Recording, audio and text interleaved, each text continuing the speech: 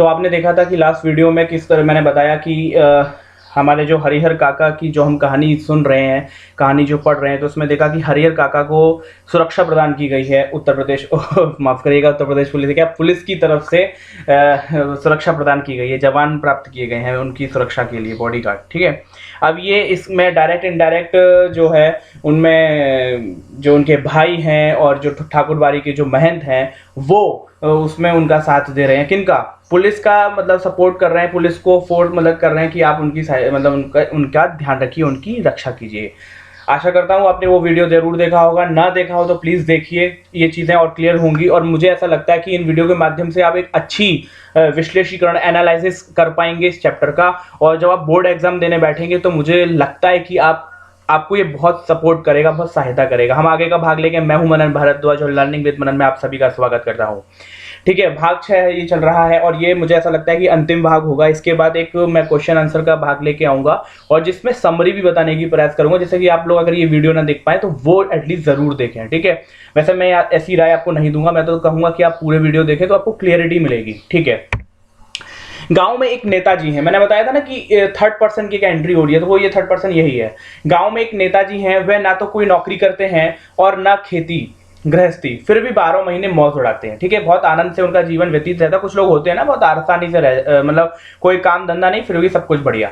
राजनीति की जादुई छड़ी उनके पास है, पॉलिटिकल। ठीक है, राजनीति करते हैं। अब किस प्रकार की राजनीति करते हैं चैप्टर में इतना दिया हुआ नहीं है, लेकिन हाँ कोई विशेष उनका व्यवसाय नहीं है। उनका ध्यान हरिहर काका की ओर जाता है। ये भैया मैटर जो है हरिहर काका का पूरे गांव में एकदम हाईलाइटेड हो गया और लोग इसी के बारे में विचार विमर्श कर रहे हैं। तो वह तत्काल गांव के कुछ विशिष्ट लोगों के साथ, कुछ बड़े लोगों के साथ उनके पास पहुंचते हैं और यह प्रस्ताव रखते हैं किसके पास? हरिहर काका के सामने, कि उनकी जमीन में हरिहर उच्च विद्यालय नाम से एक हाई स्कूल खोला जाए। ठीक है, यह भी एक लालच है, इतना तो आपको क्लियर ही हो गया, इतना चैप्टर हमने पढ़ लिया है। इससे उनका नाम अमर हो जाएगा, उनकी जमीन का सही उपयोग होगा और गांव के विकास के लिए एक स्कूल मिल जाएगा। लेकिन हरिहर काका के ऊपर तो अब कोई दूसरा रंग चढ़ने वाला ही नहीं था, क्योंकि हरिहर काका अब इतने समझदार हो गए हैं कि ये सब झूठ है, कोई किसी का नहीं है। यहाँ पे सिर्फ धन धनाटे और संपत्ति की बात करते हैं। ठीक, नेताजी भी निराश होकर लौट आते हैं, आगे बढ़ते हैं, क्योंकि हरिहर काका बिल्कुल इंटरेस्ट दिखाते ही नहीं है, तो फिर आखिरकार नेताजी को लौटना ही पड़ता है। इन दोनों गांव की चर्चाओं के केंद्र में हरिहर काका हैं। मैंने बताया आपको, आंगन, खेत, खलियान, अलाव, बगीचे, बरगद, हर जगह उन्हीं के ही चाहिए। अलाव का मतलब ये होता है कि जहाँ पे वो लोग बैठ जाते हैं ना आग वाग जला करके हाथ वाथ तापने के लिए, और इस प्रकार की जो बीच में होता है रास्तों में, चौराहों पे जब इकट्ठे होकर के लोग बातचीत करें, उस तरह के स्थान को अलाव भी कहा जा सकता है। तो आंगन हो, खेत हो, खलियान हो, अलाव हो, बगीचे हो, बरगद हो, हर जगह उन्हीं की चर्चा। ठीक है, बगीचे बरगद मतलब बाग इत्यादियों में। ठीक है, बरगद का तो वैसे पेड़ का नाम है, लेकिन ये लोकोक्ति के आधार पर बोला जा रहा है। हर तरफ सिर्फ हरिहर काका की चर्चा, क्या होना चाहिए क्या नहीं होना चाहिए। उनकी घटना की तरह विचारणीय और चर्चनीय कोई दूसरी घटना है ही नहीं, ऐसा लग रहा है। ठीक है, कोई मतलब किसी और पर कोई बात ही नहीं कर रहा है। गांव में कितनी समस्याएं होती है उस पर कोई बात नहीं कर रहा है, सिर्फ हरिहर काका की समस्या और हरिहर काका की बातें। गांव में आई थिंक छोटी बड़ी घटनाएं रहती हैं, लेकिन काका के प्रसंग के सामने, काका की जो कहानी है उसके सामने उनका कोई अस्तित्व नहीं है, कोई वजूद ही नहीं है। अब आप इससे एक बात सीख सकते हैं, देख सकते हैं कि समाज के जो लोग होते हैं वो अपनी समस्या को भूल जाते हैं जब सामने वाले में, सामने की परिस्थितियों में हमें देखने को कुछ इंटरेस्टिंग सा मिल रहा होता है। गांव में जहां कहीं और जिन लोगों के बीच हरिहर काका की चर्चा छिड़ती है तो फिर उसका कोई अंत ही नहीं है। लोग लगातार बात पे बात बनाए जाते हैं। लोग तरह तरह की संभावनाएं व्यक्त करते हैं, राम जाने क्या होगा। दोनों ओर के लोगों ने अंगूठे के निशान ले लिए हैं, स्वाभाविक सी बात है। महंत जी ने भी निशान ले लिए मारपीट करके, और भाइयों ने भी ले लिए। लेकिन हरिहर काका ने अपना बयान दर्ज कराया है कि वे दोनों लोगों में से किसी को अपनी जमीन का उत्तराधिकारी नहीं मानते हैं। दोनों ओर के लोगों ने जबरन उनके अंगूठे के निशान लिए हैं। इस स्थिति में उनके बाद उनकी जायदाद का हकदार कौन होगा, ये विषय जो है, ये सवाल लोग आपस में पूछ रहे हैं। लोगों के बीच बहस छिड़ जाती है, एक डिबेट छिड़ जाती है। उत्तराधिकारी के कानून पर जो जितना जानता है उससे 10 गुना अधिक उगल देता है। ये व्यंग किया है लेखक ने यहाँ पे। ठीक है, उत्तराधिकारी कानून होता है ना, नॉमिनीज लॉज, कि कौन इसके बारे में कितना जानता है ये किसी को कुछ नहीं पता, लेकिन उससे 10 गुना ज्यादा बोलते हैं लोग। ये होता है ना, अरे ऐसे कर लेना, ये उसके बाद तो इसको मिल जाएगी, ऐसे जो बातें होती हैं। ठीक है, माउथ टू माउथ। फिर भी कोई समाधान नहीं निकलता, रहस्य खत्म नहीं होता, आशंकाएं बनी ही रहती है, संभावनाएं बनी रहती है, क्या भी क्या होगा। लेकिन लोग आशंकाओं को नजरअंदाज कर अपनी पक्षधरता शुरू कर देते हैं, मतलब वो डिसाइड कर लेते हैं हम किसकी साइड में हैं, कि उत्तराधिकारी ठाकुरबाड़ी को मिलता तो ठीक रहता, दूसरी वो लोग कहते कि हरिहर के भाइयों को मिलता तो ज्यादा अच्छा रहता। दोनों की तरफ के लोगों का एक विचार विमर्श लगातार चल रहा है। ठाकुरबाड़ी के साधु संत और काका के भाइयों ने अब कब क्या कहा, यह खबर बिजली की तरफ एक ही बार समूचे गांव में फैल जाती। ये होता ना कि जैसे भाइयों ने क्या कहा, जैसे जैसे राजनीतिक पार्टियां एक दूसरे को गाली गलौज करती हैं मीडिया के माध्यम से, तो होता ना मीडिया बोलते कि माननीय आप बताइए कि इन्होंने ऐसा कहा तो आपका क्या रिप्लाई है, तो फिर वो रिप्लाई करता है, फिर वो मीडिया वाला दूसरी तरफ जाता है, वो रिप्लाई करता है, मतलब पूछता है दूसरे नेता से। तो ऐसे ही लोग हैं।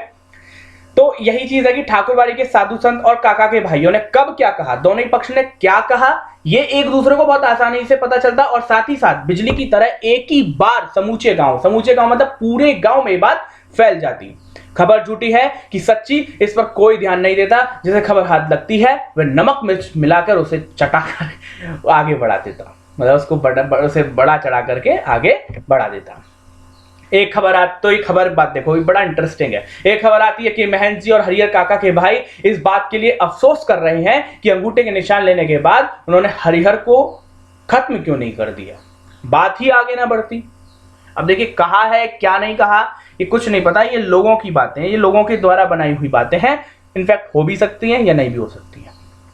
हम इसको इतना मतलब एक्सटेंस क्यों कर रहे हैं, इसको खींचा क्यों है लेखक ने, ये बताने के लिए कि एक व्यक्ति कितना परेशान है और समाज उस पर किस प्रकार का रोमांच, किस प्रकार की सिनेमाग्राफी कर रहा है, किस प्रकार की एक भूमिका कहानी और नोबल और उपन्यास की तरह की बातें कर रहा है।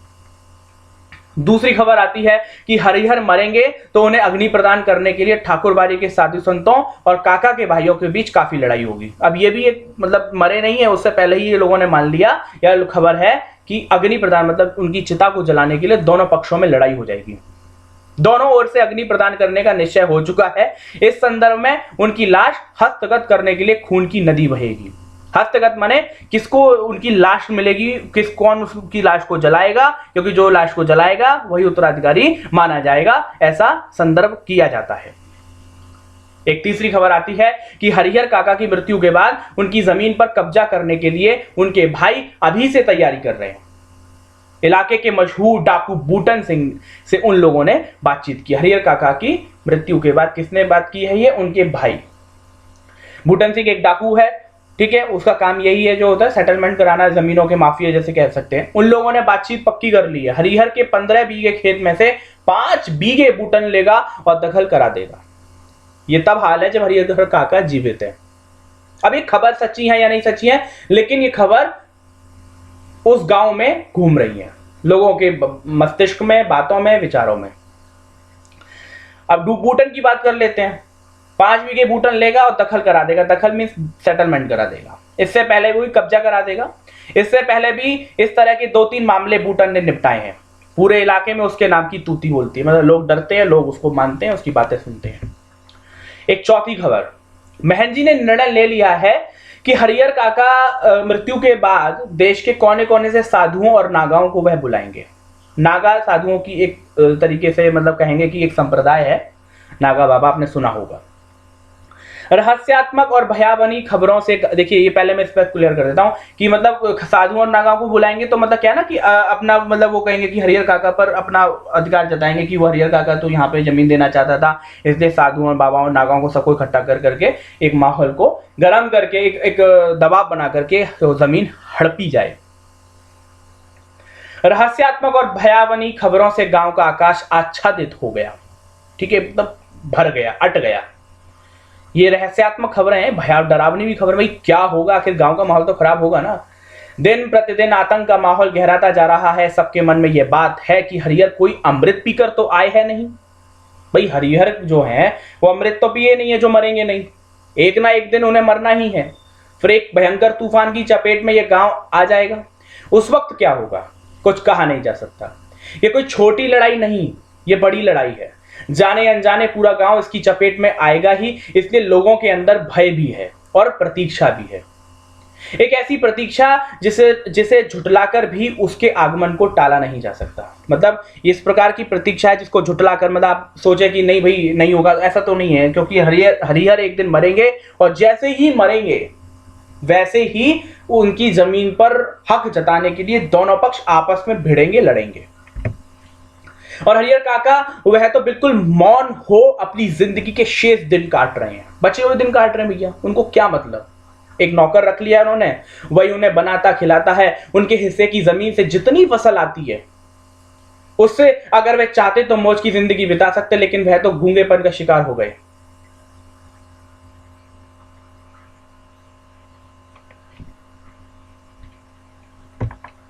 वो टेक्निकल इशू की वजह से म्यूट बटन ऑन हो गया था, सॉरी। चलिए, तो देखिए वो गूंगेपन का शिकार हो गए, जबकि उनके पास सब कुछ था। ठीक है, इतनी अच्छी खासी फसल थी, अगर वो चाहते तो हम अपनी ज़िंदगी बहुत आराम से बिता सकते थे, लेकिन वो शांत हो गए एकदम, कुछ कह ही नहीं पा रहे थे। ये लाइन अंतिम में इसलिए कही जा रही है कि अगर तभी से अगर हरिहर काका थोड़े जागरूक होते, बोलना चालना रखते और एक अच्छे तरीके से मैनेज रखते चीज़ों को, कि मतलब हाँ, मतलब दूसरों पे डिपेंड ना होते, मैं ये कहूँगा। हालांकि डिपेंड भी गलत वर्ड है, क्योंकि डिपेंड कैसे नहीं हुए, वृद्ध हैं वही, वो उन्हें ऐसा लगता था क्योंकि भाई सब कुछ उनका ध्यान रखेंगे, लेकिन ऐसा नहीं हुआ। तो कोई बात कहो, कुछ पूछो, कोई जवाब नहीं, खुली आंखों से बराबर आकाश को निहारा करते हैं। सारे गांव के लोग उनके बारे में बहुत कुछ कहते सुनते हैं, लेकिन उनके पास अब कहने के लिए कोई बात नहीं। सब लोग राय देना मशवरा करते ना, अरे हरिहर काका ये कर लो वो कर लो, ये सब बकवास उनके लिए। पुलिस के जवान हरिहर काका के खर्चे पर खूब मौज मस्ती से रह रहे हैं। जो जवान उनकी सुरक्षा के लिए आए हैं खूब मस्ती कर रहे हैं। एक कहावत यहाँ पे कह दी है, यहाँ पे एक तरीके से, कि जिसका धन वह रहे उपास, खाने वाले करे विलास। मतलब जिसका पैसा जिसका धन है वो तो बेचारा उपवास कर रहा है, वो तो तमीज से खा भी नहीं पा रहा है, क्योंकि तनाव है हरिहर काका, कोई बहुत मस्ती में थोड़ी ना रह रहे हैं। और खाने वाले करे विलास, माने खूब भोग विलास के साथ करें। अब तक जो नहीं खाया था दोनों जून उसका भोग लगा रहे हैं। कौन? पुलिस वाले। अब देख ले, आप समझें इस मार्मिकता को। ठीक है, ये पार्ट यहीं पे समाप्त होता है। आशा करता हूँ चीज़ें क्लियर हुई होंगी। और मैं कहने का मतलब ये है कि मेरा जो प्रयास है, देखिए चैप्टर का क्या है, सारांश बता देता क्लियर हो जाता। मेरा प्रयास है कि आप घर बैठ करके इसको बहुत अच्छी तरीके से समझें और एक एक वर्ड पे एनालाइज करें। सिर्फ एग्जाम के लिए नहीं पढ़ना है किसी भी चैप्टर को, आप चाहे मैथ पढ़ लें, चाहे हिंदी पढ़ लें, चाहे साइंस पढ़ लें, सिर्फ एग्जाम में पास होने के लिए कोई विषय नहीं पढ़ा जाता। ठीक है ना, चीज़ों को समझिए, अपने जीवन में उतारिए, और ये कहानी यहीं पे खत्म हो जाती है। ऐसा लगता है कि अधूरी कहानी है, लेकिन अधूरी नहीं है। ये हमें एक विचार देके जा रही है कि क्या अभी भी ऐसे हरिहर काका इस समाज में हैं? तो बिल्कुल हैं। वो हरिहर काका हमारे घर में ना हो पाए, हम ऐसे भाई ना बन पाए, हम ऐसे बच्चे भतीजे ना बन पाए, हम ऐसे महंत ठाकुर ना बन पाए, हम ऐसे दुर्जन ना बन पाए। धन्यवाद।